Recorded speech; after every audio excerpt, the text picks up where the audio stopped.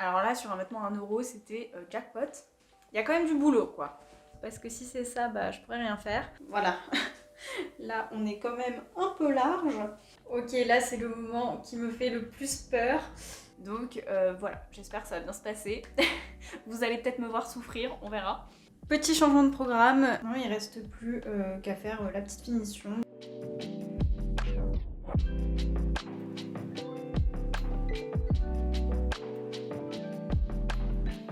On se retrouve aujourd'hui pour la suite de mes aventures avec la robe vintage. Donc hier j'ai réussi à finir la partie jupe et aujourd'hui je vais m'attaquer au top. Donc je vous montre tout de suite à quoi il ressemble à l'heure actuelle. Voici donc le top à l'heure actuelle. Donc c'est juste la robe de base qui a été coupée en bas. Donc en soi je pourrais juste faire un ourlet et le porter tel quel, ce serait pas choquant. Mais je trouve qu'il lui manque quand même un petit quelque chose, je sais pas exactement quoi.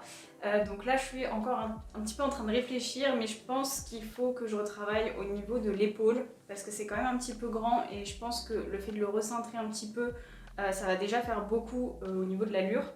J'hésite encore à conserver le col.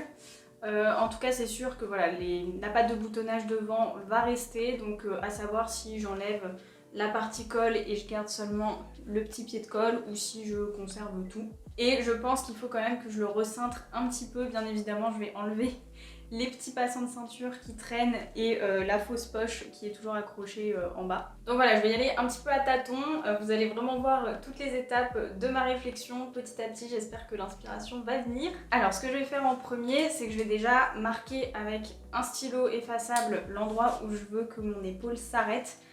Tant que je peux encore porter le top et que je ne l'ai pas totalement déconstruit. Je pense venir le mettre ici au niveau de la découpe, ça me paraît pas mal. Et puis j'aurai plus qu'à le reporter en symétrie à plat. Maintenant que c'est fait, je prends un petit découvite et en fait je vais venir donc découdre la partie de l'épaule ici qui ne me sert plus à rien et surtout le haut de l'emmanchure. Alors je vais essayer de toucher le moins possible à la construction de la manche parce que ça va me faire gagner du temps et ça va me faciliter la vie. Mais voilà, étant donné qu'on intervient ici, il va quand même falloir qu'il se passe quelque chose au niveau du haut de l'emmanchure. Donc vous allez voir, on va essayer de trouver une petite méthode pour pouvoir raccorder ça ici. Et je vais aussi en profiter pour enlever toutes les petites parties inutiles, c'est-à-dire cette fausse poche et ces petits passants, tant que je suis en train de travailler avec mon découvert.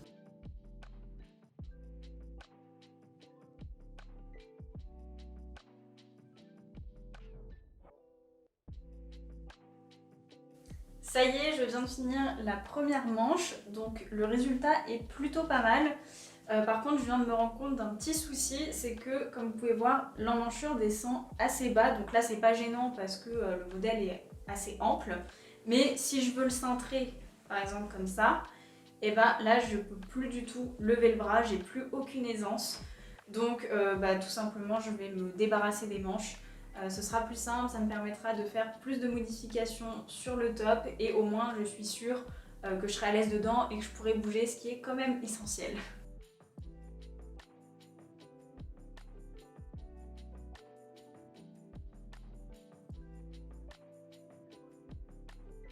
Ça y est, les manches sont parties, donc ça m'a permis de retravailler mon côté gauche. Donc comme vous pouvez voir ici pour l'instant, c'est juste épinglé. Mais ce que j'ai fait, c'est que j'ai suivi la ligne de côté d'origine en enlevant progressivement de la matière jusqu'à ce que je sois satisfaite du résultat. Donc là, vous pouvez voir à l'intérieur que j'ai quand même enlevé pas mal. Donc bien sûr, tout ça, ce sera recoupé.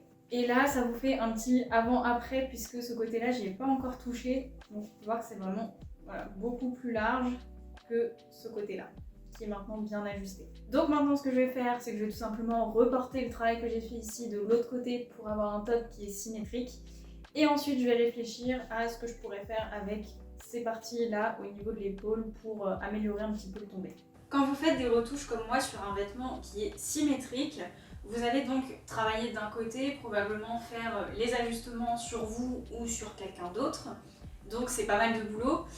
Et une fois que vous avez fait un côté, c'est pas la peine de recommencer ce travail de l'autre, donc en fitant directement sur la personne ou sur vous, parce que de 1, ça va vous prendre beaucoup de temps, et de 2, vous serez jamais capable d'avoir exactement le même résultat de ce côté-ci et de ce côté-là, c'est normal.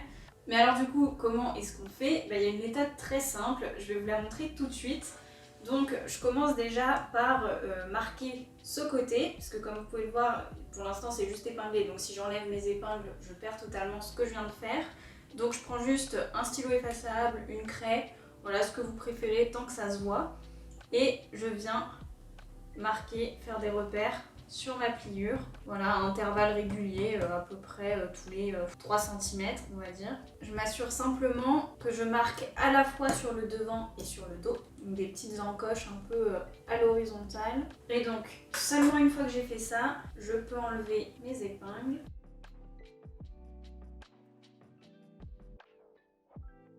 Je vais tout simplement les relier par une belle ligne.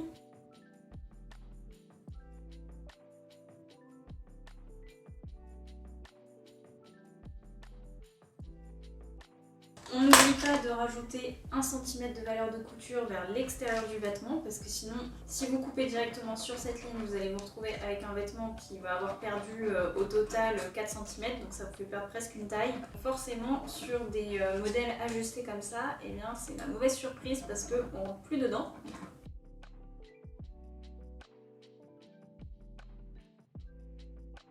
On va pouvoir découper donc sur la ligne qui est la plus à l'extérieur. Si vous avez un petit doute à ce moment-là, vous pouvez toujours couper un petit peu plus large, comme ça vous laisse un peu de valeur de couture en plus. Et si vous vous rendez compte que finalement c'est trop serré, vous pouvez toujours retravailler un petit peu et redécaler votre couture, c'est pas définitif.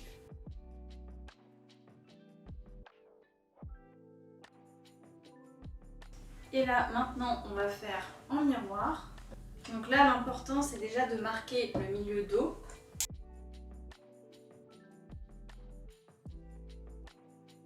Là c'est vraiment la partie cruciale, il faut que les deux morceaux soient parfaitement alignés endroit contre endroit parce que s'il y a un décalage ça va fausser totalement le report du nouveau côté.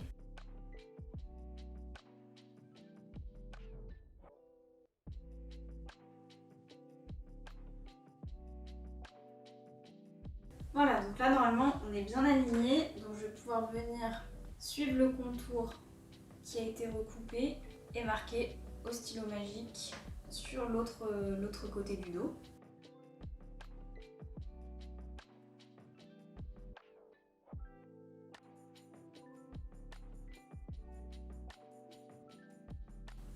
Et donc là, comme vous pouvez voir, eh bien, j'ai mon dos qui est parfaitement symétrique et ça m'a pris 5 minutes. J'ai pas eu besoin de refaire tout le travail d'essayage. Donc voilà, c'est vraiment une méthode qu'il faut connaître. Et puis maintenant, il ne me reste plus qu'à faire la même chose avec le devant.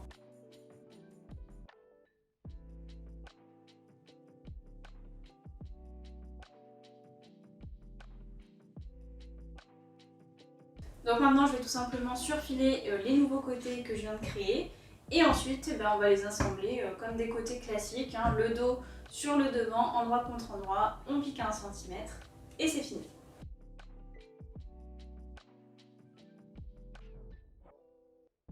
Ça y est, j'ai repris le top des deux côtés, donc maintenant il est bien ajusté. Il reste plus qu'à s'occuper de la partie donc, des épaules, de l'emmanchure. Et ça y est, j'ai enfin trouvé ce que je veux faire.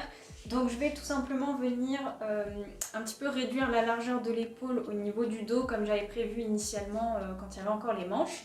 Et donc je vais venir retailler un petit peu l'emmanchure dans le dos, un peu aussi sous l'aisselle parce que là c'est un petit peu serré quand même, donc je pense que je vais descendre d'1 ou 2 cm histoire de gagner un petit peu d'aisance.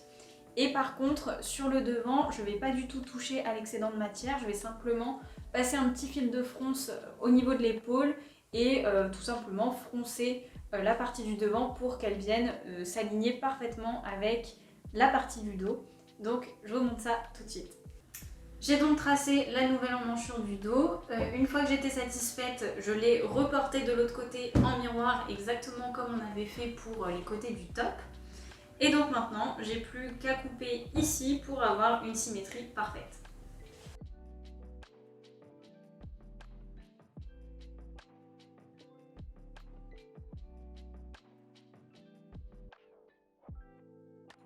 Comme je vous l'ai expliqué tout à l'heure, j'ai pas du tout touché à la longueur des devants.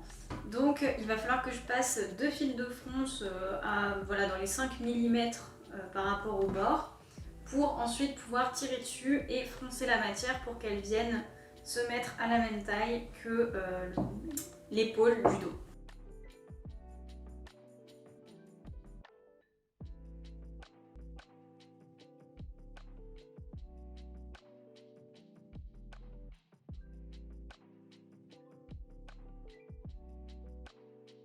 Les épaules sont assemblées, donc je suis vraiment contente du résultat. Je trouve ça très joli ces petites fronces, ça ajoute vraiment un petit détail en plus. Et puis du coup, les épaules tombent beaucoup mieux sur moi.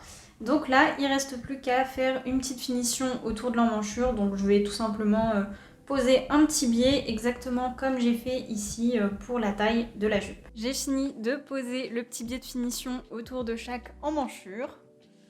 Donc ça y est, on peut dire que le top est officiellement terminé.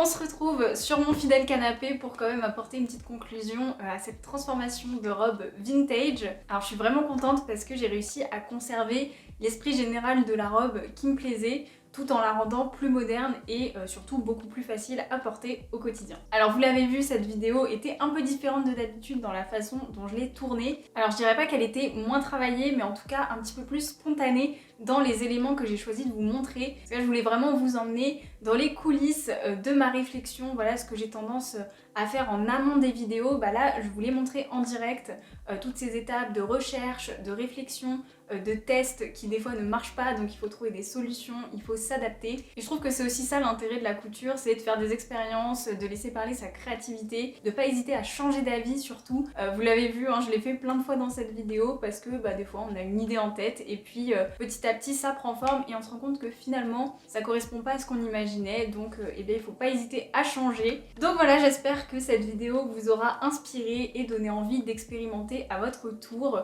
peut-être en redonnant une seconde vie à certains vêtements qui sont déjà dans votre armoire, ou alors en allant chiner comme je l'ai fait aujourd'hui. Comme d'habitude, la discussion continue dans la section commentaires de cette vidéo. Si c'est la première fois que vous venez ici et que la vidéo vous a plu, n'hésitez pas à vous abonner pour rejoindre la chaîne. Et quant à moi, je vous retrouve samedi prochain pour une nouvelle vidéo.